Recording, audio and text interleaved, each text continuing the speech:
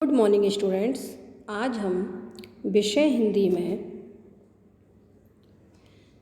पाठ 2 वर्णमाला पढ़ेंगे। देखिए बच्चों, बच्चों बोलते समय हमारे मुख से कुछ ध्वनि यानी कुछ ध्वनियाँ निकलती हैं और इन्हीं ध्वनियों से शब्द और शब्दों से वाक्य बनते हैं। इस प्रकार भाषा ध्वनियों से ही बनती है। अब देखिए कुछ नीचे उदाहरण।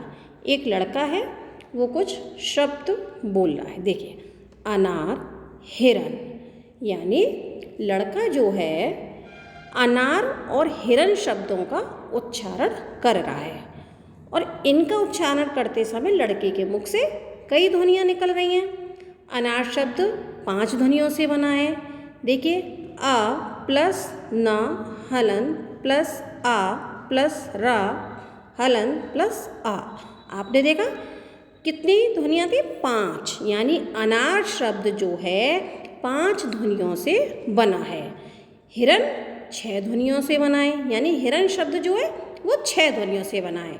ह प्लस ई प्लस रा हलन प्लस आ प्लस न हलन प्लस आ। तो यानी ये 6 ध्वनियों से हमारा हिरन शब्द बना है। इन ध्वनियों के और टुकड़े नहीं किए जा सकते बच्चों। ये ध्वनियाँ भाषा की सबसे छोटी इकाई होती है। तो भाषा की सबसे छोटी इकाई या ध्वनि को हम वर्ण कहते हैं, यानी भाषा की सबसे छोटी इकाई या ध्वनि को वर्ण कहते हैं।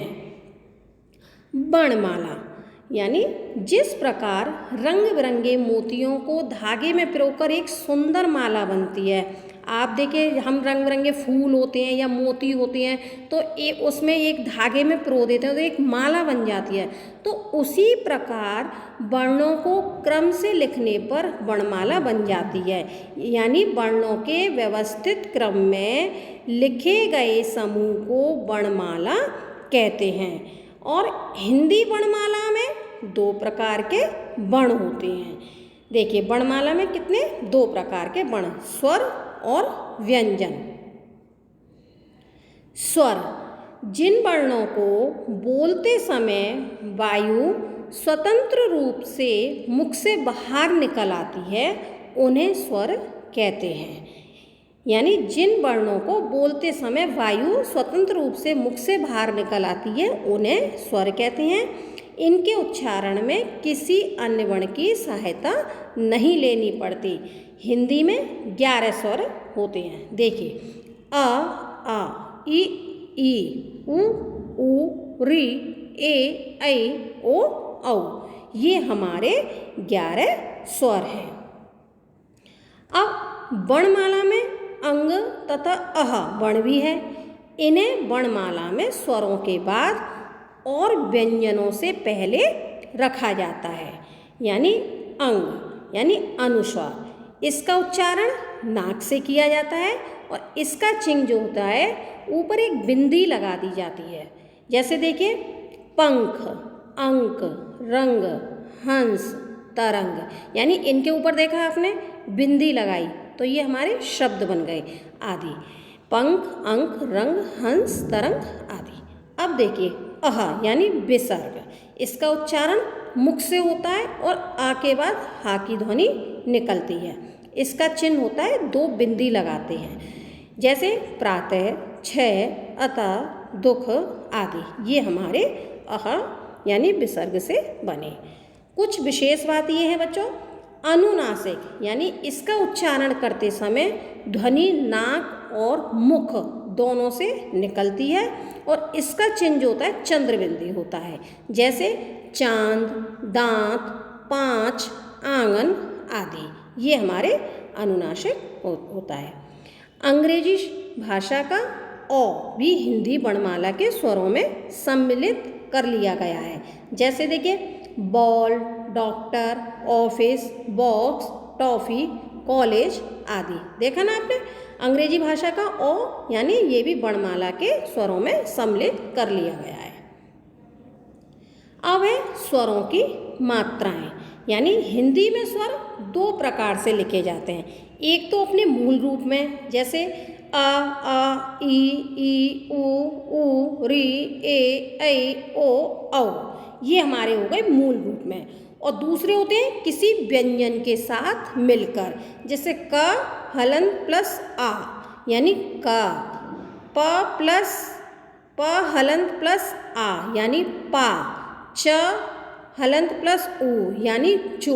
अब आपने देखा क प च इनमें हलंत लगा हुआ है तो ये स्वर रहित हैं, और हमने इनमें प्लस करके आ प्लस करके आ प्लस करके ऊ जोड़ दिया तो ये हो गए हमारे स्वर सहित। तो बच्चों व्यंजन के साथ जुड़ने पर स्वर का रूप बदल जाता है तो उसे हम मात्रा कहते हैं, यानी व्यंजन के साथ जुड़ने पर जो स्वर का रूप बदल जाता है उसे मात्रा कहते हैं। अब देखिए हिंदी वर्णमाला में 10 मात्राएं होती हैं, लेकिन स्वर तो 11 होते हैं और मात्राएं हमारी 10 होती हैं। एक तरफ देखिए स्वर हैं, दूसरी तरफ मात्राएं के चिन्ह दे रखे हैं, फिर व्यंजन प्लस मात्रा, मात्रा युक्त व्यंजन, फिर हमने शब्द बनाए हैं। देखिए आ यानी आ की कोई मात्रा ही नहीं होती तो ज हलंत प्लस आ।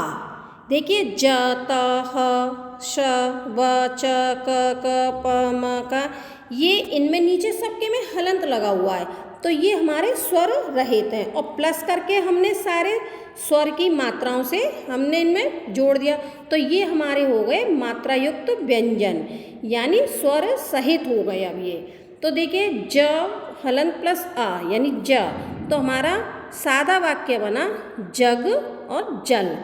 आ यानी आ की मात्रा, त हलंत प्लस आ की मात्रा लगाई तो ता यानी ताला ताजा।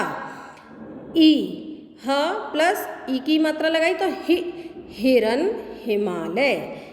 ई यानी सा प्लस ई की मात्रा जोड़ दी तो सी यानी सीता सीटी। ऊ, अब देखिए ब प्लस ऊ की मात्रा जोड़ने से हो गया बू यानी बुलबुल बुढ़िया। ऊ यानी ऊ की मात्रा हमने च प्लस ऊ की मात्रा जोड़ी तो चू यानी चूहा चूल्हा। रे, अब देखिए क प्लस री की मात्रा लगाई तो का में नीचे मात्रा लगती है री की, तो कृषक यानी कृपा। ए यानी क प्लस ए मात्रा लगाई तो के यानी केला केतली। ए यानी प प्लस ए की मात्रा तो पै यानी पैर और पैसा।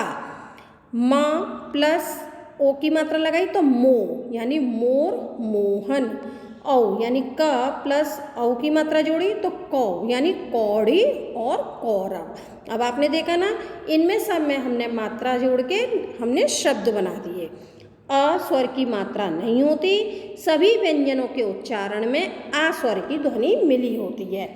ठीक है ना, जैसे देखिए क हलंत प्लस आ तो क यानी आपको देगा यानी आ की ध्वनि आ रही है ना हमारे, तो आ स्वर की ध्वनि मिली होती है। व्यंजन, जिन वर्णों को बोलते समय वायु मुख के भीतर किसी भाग से टकराकर बाहर निकलती है उन्हें व्यंजन कहते हैं। इन्हें बोलने के लिए स्वरों की सहायता लेनी पड़ती है और हिंदी वर्णमाला में 33 व्यंजन होते हैं। देखिए एक उसमें सारे व्यंजन दे रखे हैं, का वर्ण चा टा ता ये सारे वर्ण दे रखे हैं। देखिए क ख ग घ ञ, च छ ज झ ञ, ट ठ ड ढ ण, त थ द ध न, प फ ब भ म, य र ल व, श श स ह, ये हमारे सारे व्यंजन थे, यानी पूरे व्यंजन की वर्णमाला। संयुक्त व्यंजन, दो व्यंजन के मेल से बने व्यंजन को संयुक्त व्यंजन कहते हैं, यानी दो व्यंजन के मेल से बने व्यंजनों को संयुक्त व्यंजन कहते हैं। और हिंदी में 4 संयुक्त व्यंजन है। देखिए क्ष त्र ज्ञ श्र यानी क्ष त्र ज्ञ श्र। अब आप देखिए क्ष कैसे बनता है, क हलंत प्लस श्र यानी क्ष, तो वृक्ष यानी कक्षा।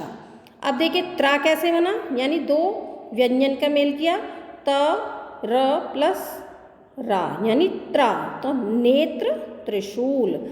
ज हलंत प्लस य यानी ज्ञ, यज्ञ ज्ञानी।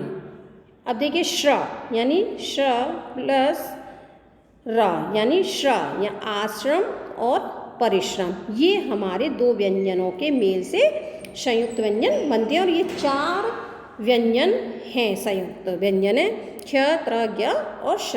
तो बच्चों आपको समझ में आ गया ही होगा। गृह कार्य, वाक्यों के सामने सही या गलत का निशान लगाइए। ये आपको कुछ वाक्य दे रखे हैं, इनमें आपको सही और गलत के निशान लगाने हैं। स्वस्थ रहिए, सुरक्षित रहिए, धन्यवाद।